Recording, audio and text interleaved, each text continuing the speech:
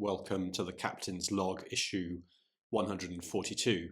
In this space, I try to take a deeper dive and reflection into an aspect of the social age. And today I'm thinking, of course, about generative AI, but through the lens of change and understanding how change happens within frames, but also how it can fracture and invalidate those frames. Now, last night I was talking to a friend who's a web designer, graphic designer. He takes on a whole series of small projects where he creates things for people. And naturally enough, AI is impacting on his work.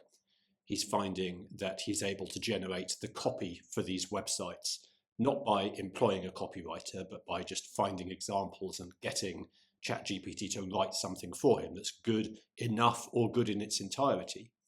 He's also using the art engines to create either first drafts of graphics or designs for some of his clients, things that can inspire him to work from, or in some cases, things that can allow them to set a direction, just to make early decisions, kind of to storyboard what he's trying to achieve.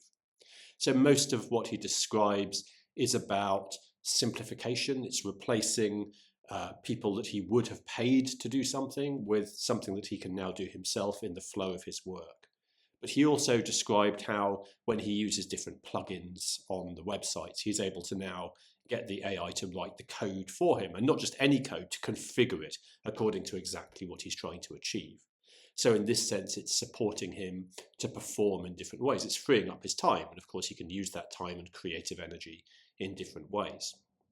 But all of this is about change within a frame, the notion of what a graphic designer is, what a web developer is, what a website is. We're looking at ways that streamline or change the flow of work or the mechanisms of work.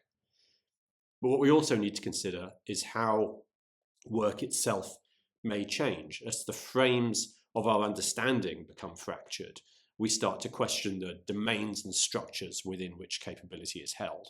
And that's important because if you consider organizations today are structures of effectiveness. They are generally built to do a thing, to make a thing, to achieve a thing. But the structure of the organization reflects our legacy understanding of how the thing will be done.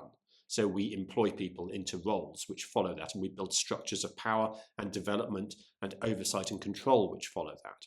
But increasingly, the impacts of generative AI and what will come beyond are going to be to invalidate some of those frames. We will end up with organizations that can be effective essentially with different structures.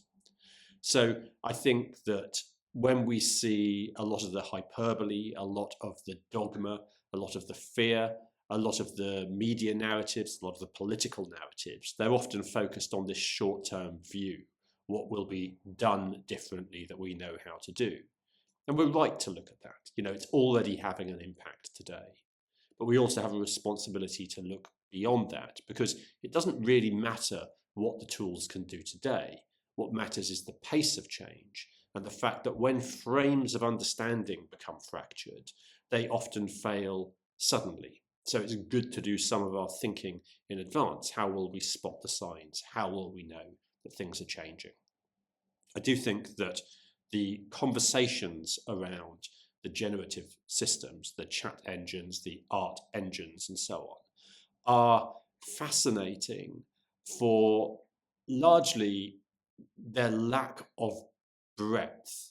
So we see things being broken and we're fearful. We see things changing, but we're not opening that up into the broadest debate about how we will sense make, how we will figure out what the new models could be. But we should, if you look historically, the revolutions, the industrial revolution, the farming, the agrarian revolution, these were not just changes in how things were done. They were complete evolutions of the structure of what was done and the structure that it was done within. And of course, inevitably, these things relate to power. So the conversation about generative AI is essentially a conversation about power. Who has it now? Who will have it in the future? How will that be held? So it's interesting times. It's a topic I'm sure that we will come back to. So I hope you've had a great week. I look forward to seeing you next time.